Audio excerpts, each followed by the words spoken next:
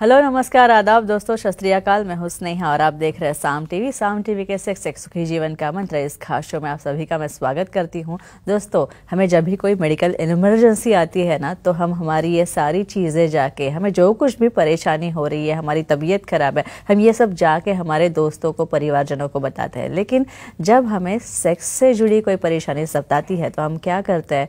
हम ऐसा नहीं कर पाते क्योंकि हमें बहुत घबराहट महसूस होती है, हिचकिचाहट महसूस होती है कि कोई हमारा मजाक ना उड़ा दे, कोई हमें कुछ कह ना दे। लेकिन अब इस सब की ज़रूरत नहीं है क्योंकि डॉक्टर विजय दहीफले आपके साथ है, जो कि आपकी सेक्स से जुड़े सारे सवालों का जवाब बहुत ही आसान और सरल तरीके से देंगे। तो आइए शुरुआत करने से पहले जानते हैं डॉक्टर विजय दहीफले जी के बारे में।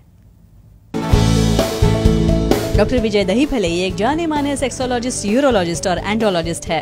डॉक्टर विजय दहीफले जी के क्लिनिक संभाजी नगर, हैदराबाद, दिल्ली में द्वारका, पुणे तथा नवी मुंबई में नेरुल, खारघर मेडिकोर हॉस्पिटल, थाने, दादर, अंधेरी, कल्याण, नासिक, नागपुर, अहमदाबाद और दुबई में भी है। डॉक्टर दहीफले जी का भारत तथा अन्य देशों में कॉन्फ्रेंसेस और सेमिनार्स के लिए हमेशा आना जाना रहता है, जिनके माध्यम से डॉक्टर विजय दहीफले सेक्स संबंधी सभी समस्याओं पर सलाह एवं मार्गदर्शन करते हैं।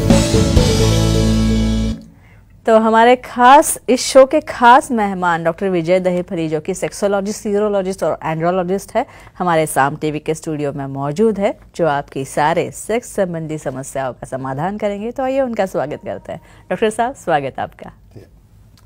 नमस्ते। तो दोस्तों, सेक्स हम सभी की ज़िंदगी का अहम हिस्सा है।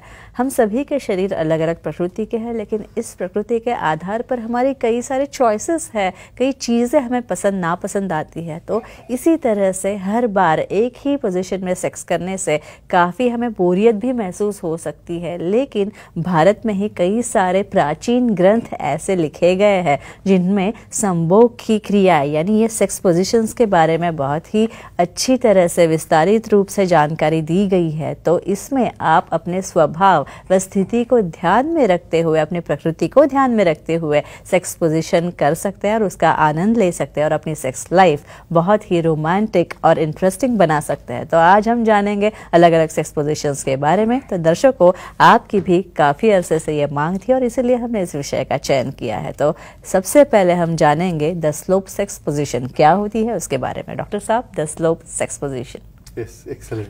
स्नेहा जी, ये जो टॉपिक्स है हमारे काफ़ी पसंदीदा है।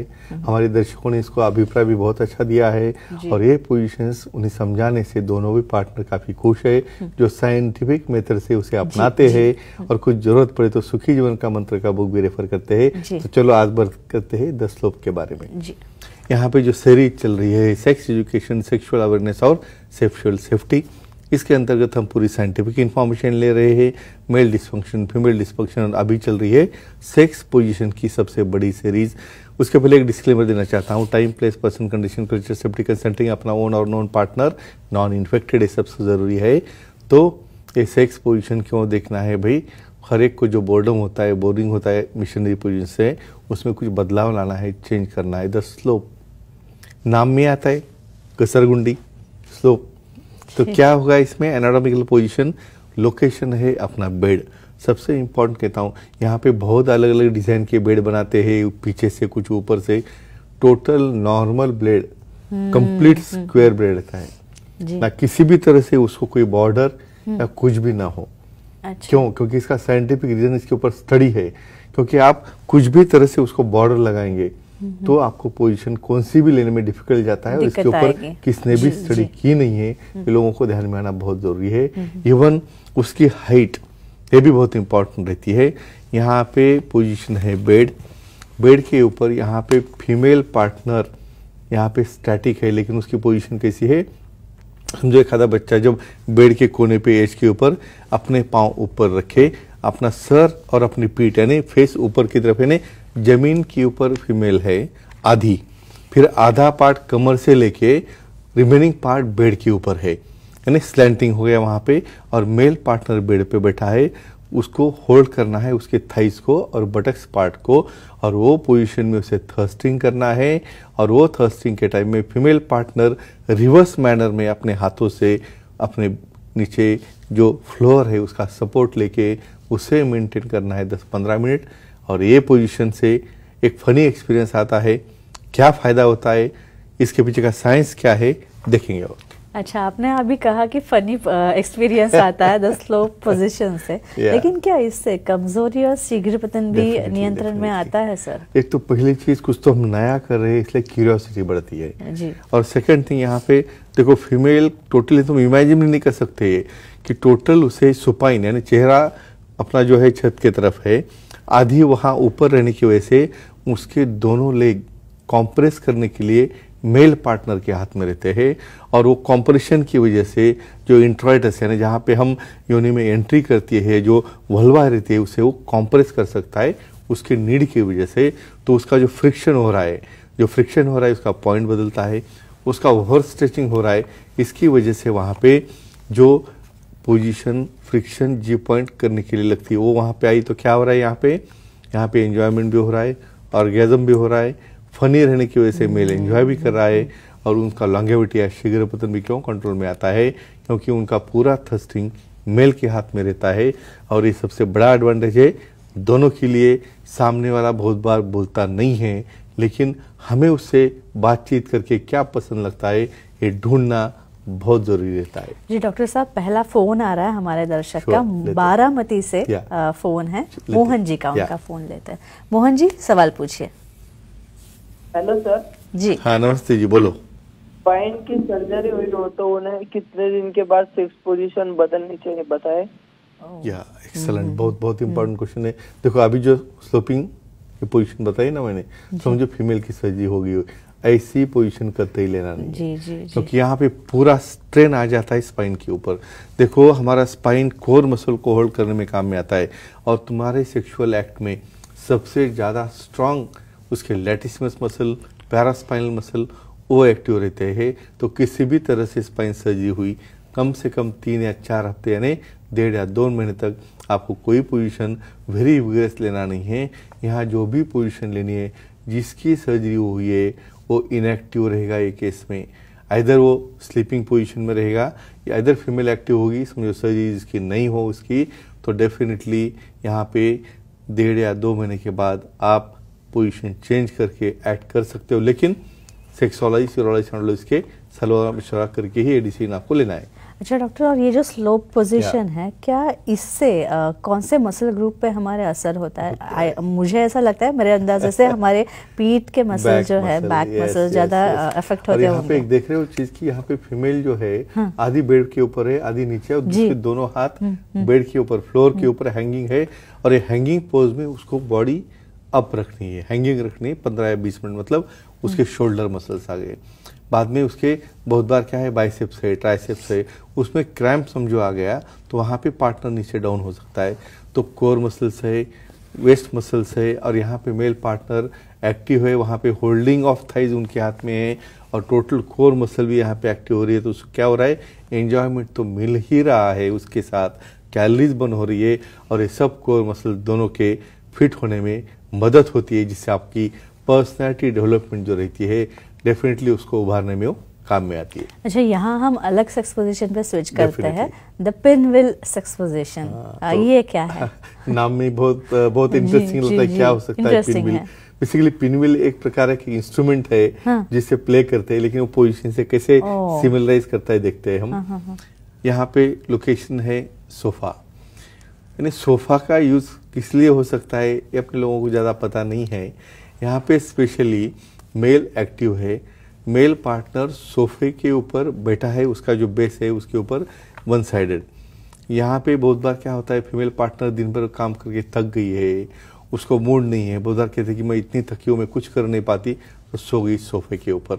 एक साइड में उसकी बैक सोफे के ऊपर है, उसकी गर्दन उसके हैंडरेस्ट के ऊपर है, और ऐसे ही पाँव पड़े उधर।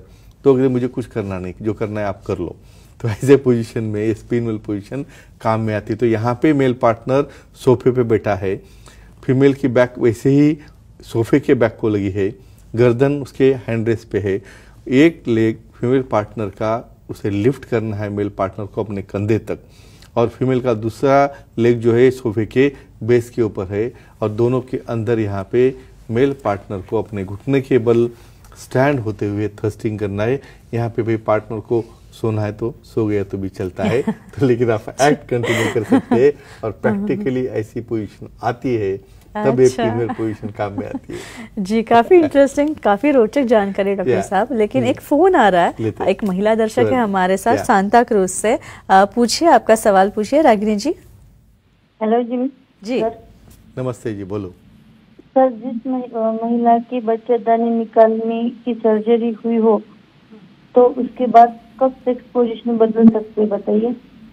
Very good. कॉमन हिस्टेक्टोमी, यानी कुछ फाइब्रॉइड है, कुछ ब्लीडिंग है या कुछ और प्रॉब्लम होगा तो वहाँ पे हिस्टेक्टोमी या बच्चादानी निकालते हैं। कॉमन क्वेश्चन है और लोगों को पता नहीं रहता है कब क्या करना। बहुत बार मेल पार्टनर तो भूल जाता है 15 दिन के बाद उसकी सर्जरी हुई है। इवनिंग में उसका समझो इफेक्ट आया कुछ लेने की वजह से, तो बोलता है मुझे करना है बे एक्टिविटी, लेकिन उसे ध्यान में रखना है कि अपनी पार्टनर की सर्जरी हुई है और कम से कम हम 1 महीना तो कुछ नहीं कर सकते। क्यों? भले लेप्रोस्कोपी से हो या भले वजाइनल रूट से हो, वहाँ पे हर टिश्यू, सॉफ्ट टिश्यू रिपेयर होने को 1.5 महीना लगता है। और उसके बाद भी कुछ फीमेल्स को रूफ टॉप यानी वहाँ पे सर्विक्स कट करके जहाँ पे वजाइना क्लोज करते हैं वहाँ पे पेन हो सकता है, स्टिचेस ओपन होने के चांसेस रहते हैं। तो जब तक फीमेल पार्टनर कंफर्टेबल न हो, उसे पेन न हो, तब तक हमें 1 या 1.5 महीना रुकना है। और सबसे इम्पोर्टेंट, जब फीमेल कहे कि आई एम कंफर्टेबल, तभी उसे ऐड करना है, तब तक वो नहीं कर सकते। और ये सबसे इम्पोर्टेंट अपने वीडियो से सबको जाने वाला मैसेज है जी। और इस पोजीशन से, पिनविल सेक्स पोजीशन से कौन से मसल ग्रुप स्ट्रांग होते हैं? Very nice question. यहाँ पे आपको लगता होगा कि इवन फीमेल ठीक है, इनएक्टिव है, उसको नींद आ रही है, ऐसे ही पड़े रहे, नहीं रहता है। उसको होल्ड करना है अपने लेग्स, क्योंकि one sided lifting of leg में ज़्यादा ओवर लिफ्टिंग हो गया ना, तो वहाँ पे जो हिप जॉइंट है या वहाँ पे कुछ पेन हो सकता है। तो ऐसे केसेस में फीमेल के कोर मसल स्ट्रांग है, बैक मसल स्ट्रांग है, उसी तरह उन्हें हैंड रेस्ट के ऊपर शोल्डर रहने की वजह से शोल्डर मसल भी स्ट्रांग लगते हैं। और यहाँ पे मेल एक्टिव है, इसलिए उनके नी जॉइंट के मसल्स, हैमस्ट्रिंग मसल्स है, बैक मसल्स है, कमर के मसल्स है, इवन और शोल्डर मसल, क्योंकि उसे होल्ड करना है पार्टनर को। क्योंकि यहाँ पे फीमेल पार्टनर एकदम रिलैक्स होकर सोफे पर पड़ा है और पूरा वेट आपके हाथ में लेना है, तो डेफिनेटली कोर मसल और बॉडी के सब मसल स्ट्रांग होते हैं, एनर्जी बर्न होती है, कैलोरी बर्न होती है और सेटिस्फैक्शन भी मिलता है जी। लेकिन इस पोजीशन को करने में, पिनविल में काफी सारा फिटनेस भी लगता होगा। नहीं होगा तो आपका पाँव ही लिफ्ट नहीं होगा, इसलिए इम्पोर्टेंट है दोनों का चाहिए जी। और स्पेशली फीमेल्स का, क्यों कि उसमें लचीलापन नहीं होगा तो वहाँ पे स्प्रेन हो या पेन हो या फिर दूसरे दिन 2 दिन बैठना पड़ेगा ऐसे ही। इसलिए एक्सरसाइज बहुत इंपॉर्टेंट है। मैं और रिपीट करता हूँ भाई, मॉर्निंग में आप ब्रेकफास्ट करो या न करो, आपको जो भी काम हो, भाई आप क्या करते हो, उठते हो इतना लेट हो, सिर्फ आधा घंटा रखते हो तैयार होने के लिए, तो फिर भाग दौड़ होती है। आप बोलते हो लेट हो रहा है, लेकिन ये नहीं बोलते हो कि मैं 4 बजे उठूंगी, 5 बजे उठूंगी, ऐसा नहीं होता है। तो एक्सरसाइज रेगुलरली करो, अपना फिटनेस रखो। भाई आपको रोते रोते नहीं जीना है, आपको हंसते हंसते जीना है, एंजॉय करते जीना है। इसलिए अपनी एक्सरसाइज करोगे, स्विमिंग है, योगा है, वॉकिंग है, भाई ऑक्सीजनेशन बढ़ता है। आप एक बार चल के तो देखो, ध्यान में आएगा एक्सरसाइज करने के बाद क्या फीलिंग आता है। तो फ्रेंड्स, ये क्लिप आपको खुद ही देखना है, अपने फीमेल पार्टनर को भी सेंड करना है, क्योंकि वन साइडेड काम नहीं है कि भाई जस्ट मेल ही देखेगा, मेल ही स्ट्रांग होगा, किधर घूमेगा हवा में लेके। तो इसलिए फीमेल पार्टनर भी बहुत इंपॉर्टेंट है और ये मैसेज देना बहुत जरूरी इसलिए है कि फीमेल भी उतने ही मायने रखती है, उसका फिटनेस मायने रखता है अपने सेक्स में, अपने एक्टिविटी में।